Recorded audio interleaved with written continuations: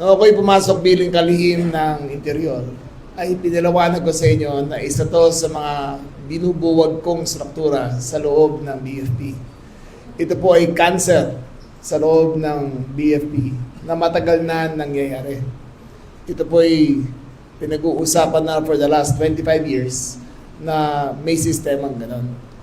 Nung umpisa pa lang, sinabi ko sa inyo na may 15 billion peso a year industry ang BFP.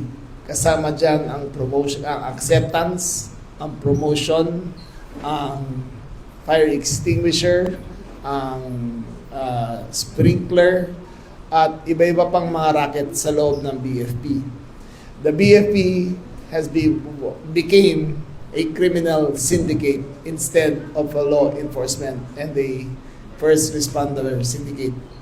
Through the efforts of General Quan Chu, much reforms have been made.